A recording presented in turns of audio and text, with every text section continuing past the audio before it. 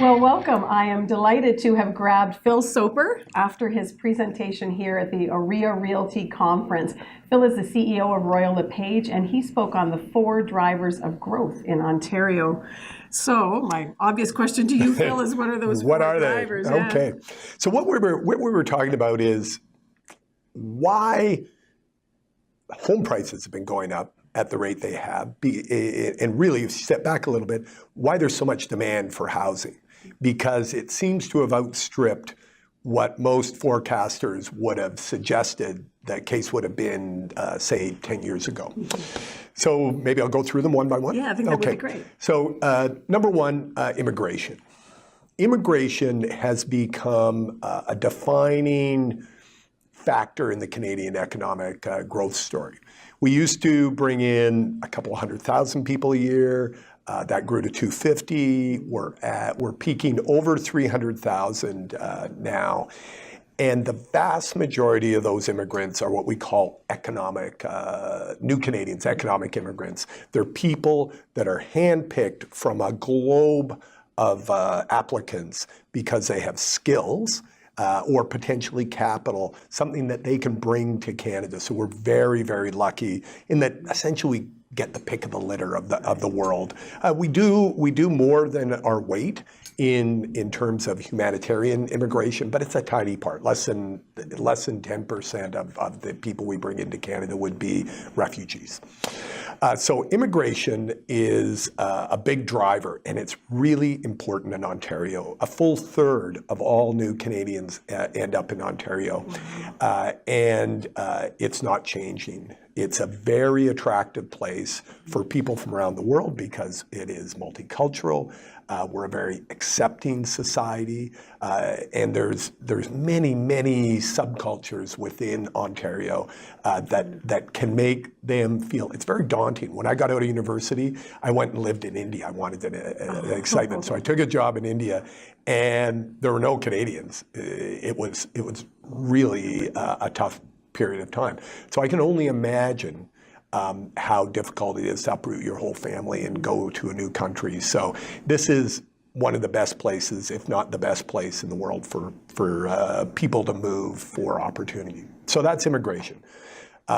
Number 2 is inter-provincial migration. And it's one that doesn't get much chatter, but there are only 2 cities in all of Canada, 2 regions, I guess you could say, that are actually growing through the net migration of Canadians. One of the founding principles of Canada is that we have freedom of movement, and we can move to where there are opportunities in our great land.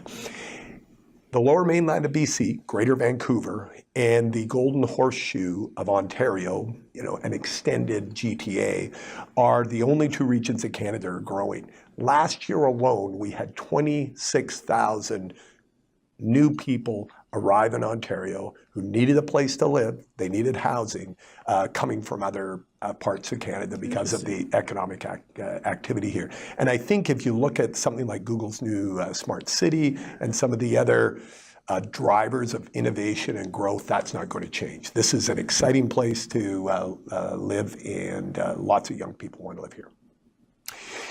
Moving on? Yes. Yeah, okay. So number 3 would be a tipping point for our baby boomer generation.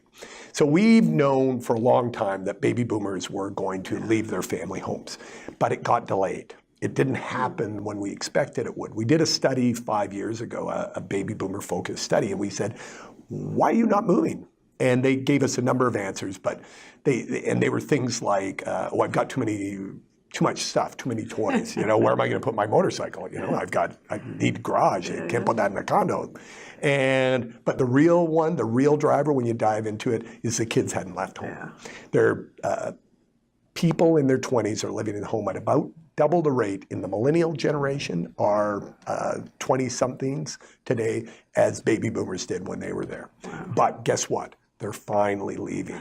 They're getting married later. They're getting more education, particularly women, but they are growing up. So the time has come, and baby boomers in increasing numbers, and I think we're going to see a wave of it over the next 10 to 15 years, are exiting the big family homes, and it's driving demand for things like what we call luxury condominiums. Now, luxury may just be luxurious in terms of its size, because they're uncomfortable, we've found, with en masse moving from 2,000 square foot home to a 800 square foot condo. Right. So there's new demand, and not necessarily in our city cores, for larger condominiums, and that will drive demand for housing in Ontario as those people switch.